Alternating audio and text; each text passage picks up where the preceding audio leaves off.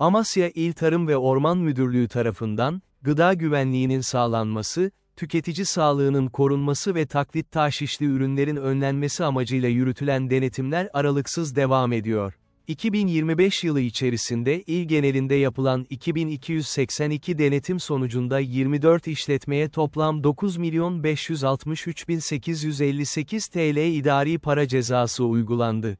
Denetimlerde menşei belli olmayan ve etiketsiz şekilde tüketime sunulan 415 kilogram yoğurt, farklı bitkisel yağların karıştırılmasıyla zeytinyağı görünümü verilerek piyasaya sürülen 305 litre yağ ve mevzuata aykırı olarak satışı yapılan 970 kilogram kırmızı et ürününe el konuldu.